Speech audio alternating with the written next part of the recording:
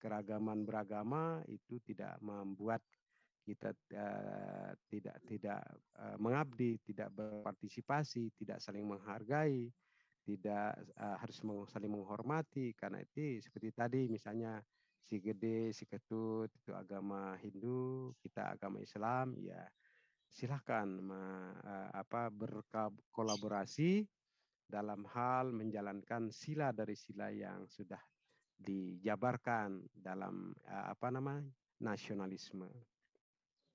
Kemudian etika publik, Anda diberikan pemahaman bagaimana Anda bisa memberikan yang terbaik sebagai pelayan masyarakat, sebagai pelaksana kebijakan, pelayan masyarakat, dan sebagai pemersatu bangsa.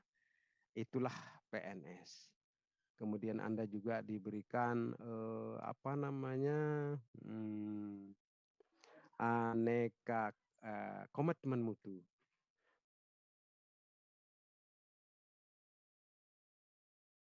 Dihadapi, Anda sebagai ASN yang baru ini, yang sudah dibentuk ini, kan sudah dibentuk sosoknya. Jadi ragawi dan mentalnya itu sudah dibentuk sehingga dia bisa menjadi suri toladan untuk mengubah wajah citra buruk mungkin ASN. Anda menjadi solusi dari persoalan ASN yang ada. Nah, kalau tidak ada banyak persoalan, tidak mungkin diangkat pegawai negeri sipil yang baru. Nah, saya yakin 20 tahun ke depan dengan kehadiran Latsar seperti Anda ini, mekanisme dan prosesnya sudah sangat demikian teruji, maka wajah aparatur sipil negara itu akan cepat terwujud, ya. Wajah barunya dari generasi baru ASN dengan pendekatan aneka, nilai-nilai aneka itu. Nah, saya yakin ini akan terwujud ya melalui Anda, karena birokrasi yang lama sudah hilang diganti dengan yang baru. Nah, yang baru inilah yang akan membawa nilai-nilai baru, ya. Nah, kemudian setelah kita selesai itu, ya selesailah kita dilantik menjadi pegawai negeri sipil. Jadi pegawai negeri sipil Anda akan dapatkan melalui STPPS, surat tanah. Jadi saudara harus pelan-pelan mengikuti arahan sehingga menjadi yang sulit jadi mudah. Ini kan persoalannya sulitnya karena saudara belum terbiasa ini, ya enggak? Iya, betul. Ya, benar. Ya, kalau terbiasa sih tidak ada masalah. Justru karena belum terbiasa. Nah, karena belum terbiasa, nikmatnya di situ. Nikmatnya nanti saudara kalau ingat, nah, seperti ini. Kalau mengingat baru pertama kali bisa nulis itu ya seperti ini.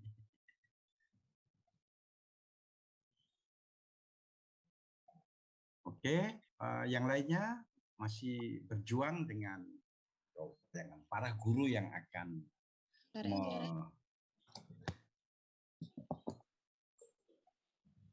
tidak apa-apa, yang namanya juga belum terlatih harus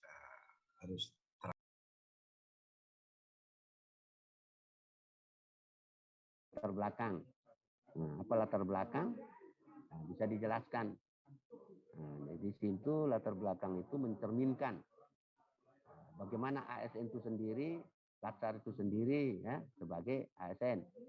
Nah, terus baru masuk di yang spesifik sesuai dengan judul yang kita ambil, sesuai dengan isu yang berkembang di sekolah atau di tempat kita kerja. Nah, terus baru masuk tujuannya ya. Nah, tujuannya boleh sindir sedikit mengenai Latsar itu sendiri, ASN itu sendiri, kenapa harus bikin ini dan sebagainya ya. Nah, tapi jangan lupa bahwa harus ada yang spesifik sesuai dengan judul kita yang akan kita laksanakan pada waktu aktualisasi. Baru masuk di jadi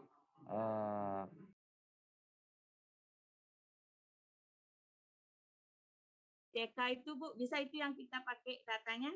Tidak sih, artinya data yang sekarang ini diajarkan bagaimana hasilnya, apakah sudah ada hasil ulangannya atau akan dilakukan pretest dulu.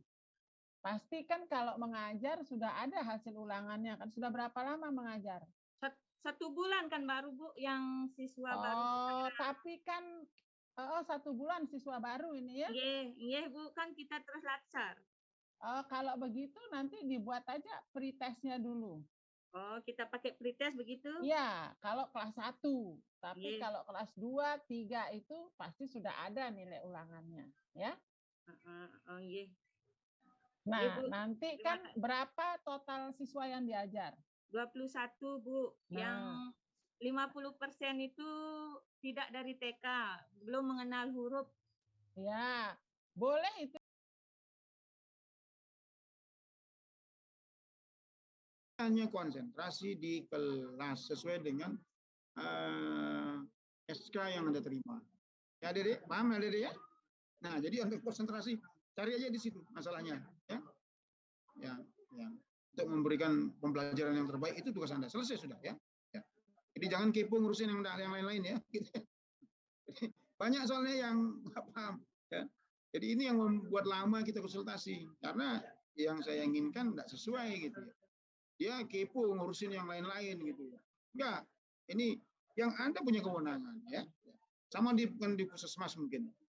Yang langsung perawat itu punya, bukan dokter yang mengeksekusi atau kepala puskesmas, bukan, tapi langsung mereka sendiri. Nah itu ya, Adik-adik ya. Nah, kemudian kan Anda mungkin sudah selesai penjelasannya. Kalau isu itu kan mesti ditandai dengan kalimatnya negatif ya. Ya, Nispi ya.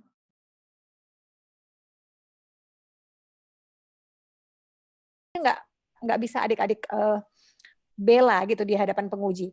Tapi ketika adik-adik berproses from a scratch ya, dari adonan mentah, dari bahan baku, dari bahan gagasan pikiran adik-adik sendiri, dari masukan mentor dan maupun masukannya ibu, maka adik-adik akan melalui seminar dan bisa mengaktualisasikan dengan baik. Jadi kan rancangan-rancangan terdahulu ya, karya-karya CPNS terdahulu itu sebagai referensi untuk menginspirasi munculnya ide-ide. Dan kalaupun ada idenya, modifikasi agar ide baru tersebut bisa menjadi milik adik-adik. Oke? Tidak ada yang benar-benar baru ya sejatinya, tapi kita bisa memodifikasi agar akhirnya gagasan awalnya sama, tapi ketika aktualisasi akhirnya itu bisa menjadi milik saya, bukan milik orang lain. Nah, jangan takut jadinya adik-adik ya, insya Allah akan aman-aman. Aman-aman saja, terutama waktunya.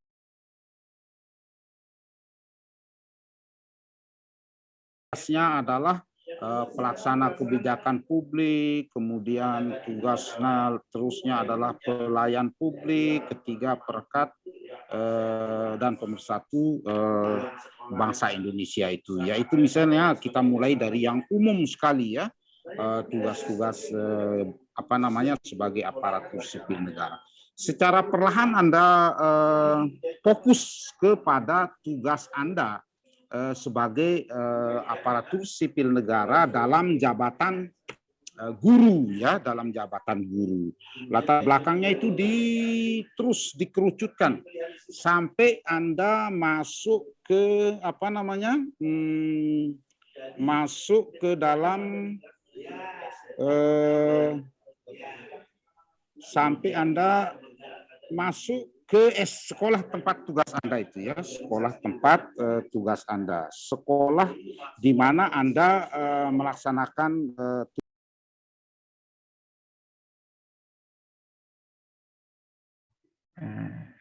ya, paham ini ya? Ini aneka, kita tidak usah lihat lagi aneka. Ini nilai dasar, kita tidak usah lihat lagi. Ini awali dengan menulis rancangan. Nah, di dalam kita menulis rancangan ini 6 kegiatan atau lebih. 6 kegiatan di dalam sebuah rancangannya nanti ya. 6 kegiatan atau lebih selama masa aktualisasi. Tapi jarang yang 6.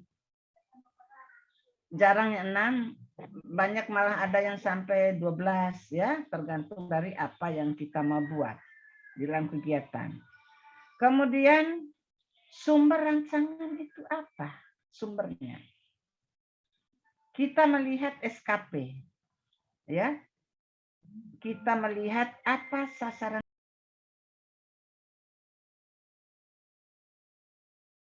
rebutan ya, dan menjelaskan dengan luas dan bagus sekali. Inilah guru. Ya. Guru ini ya, di SD itu sebenarnya momentum yang terbaik bagi Anda dalam rangka Anda memanusiakan manusia. Di SD itu, ya, mulai dari umur 7, 8 dan sebagainya. Karena masa-masa kematangan intelijensi anak itu, dia memiliki memori yang sangat kuat untuk mengingat apa yang pernah Anda katakan, apa yang pernah Anda lakukan. Dia ingat semua. Sehingga guru-guru yang dikenang oleh muridnya itu sampai tua, karena dia memberikan kata-kata yang manis, perilaku yang baik. Ya, padahal itu memorinya pada 7-5 tahun yang lalu. Ya. Oleh karena itu, ya, di SD ini harus Anda menjaga tutur katanya, ya, perilakunya. Ya. Karena pada saat itu anak-anak itu ingatannya kuat dan pandai meniru apa yang Anda lakukan.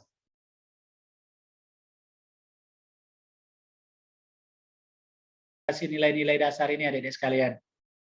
Ya, biasanya kalau yang adik-adik tahu ini berapa bab rancangan aktualisasi ini adik-adik? 3, Pak. 3 ya? Ya. Bab 1, bab 2, bab 3 ya?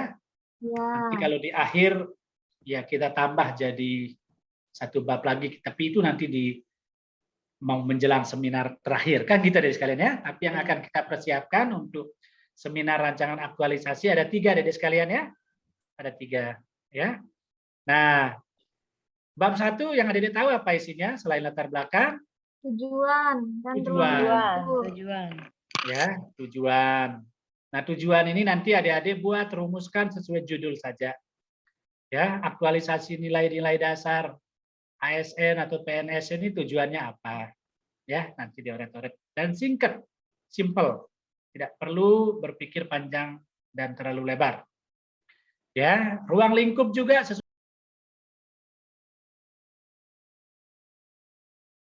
Ya, jadi judulnya nanti kesadaran ibu hamil itu ya.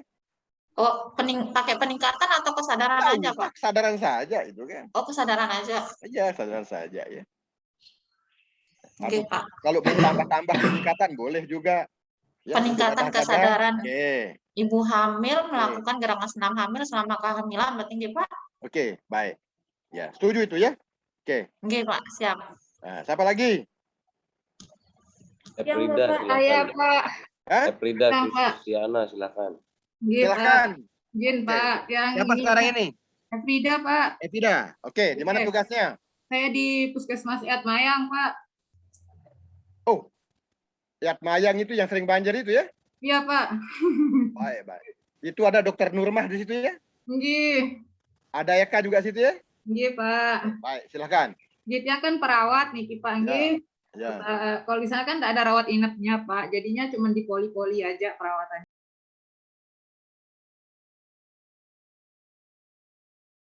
Apa tadi?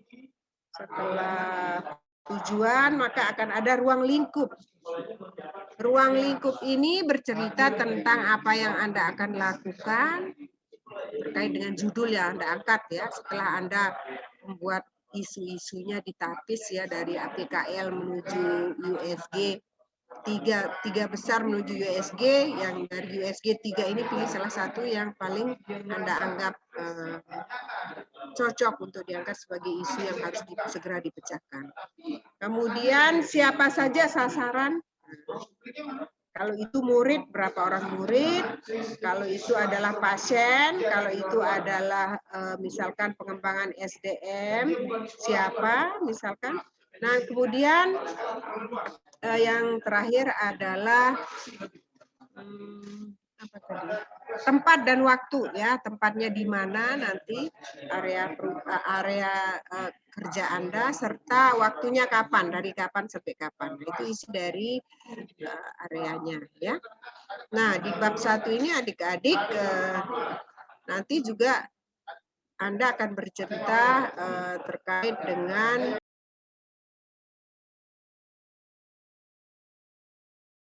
sudah makin tahu atau tidak, makin paham atau tidak. Ya. Kegiatan-kegiatan itulah yang mendukung untuk meningkatkan pengetahuan. Nah, sehingga kita bisa mendesain kegiatan yang relevan. Ya. Misalkan kita bisa sampai 5 kegiatan yang kita bisa lakukan dalam rangka meningkatkan pemahaman. Apa saja? Ya, tadi mulai dari konsultasi dengan mentor, itu kan bisa memperoleh kira-kira apa yang akan saya lakukan. Kemudian kedua mungkin memberikan semacam kegiatan persiapan dalam bentuk pretest misalkan, atau informasi awal untuk mengetahui tingkat pengetahuan pasien atau ibu hamil yang menjadi layanan saya yang saya berikan. Pengetahuannya berapa? Misalkan dari 8 ibu hamil, dari 8 ini ditanya kira-kira yang sudah paham tentang ini, kita bisa tentukan apa saja aspek-aspek yang harus mereka ketahui.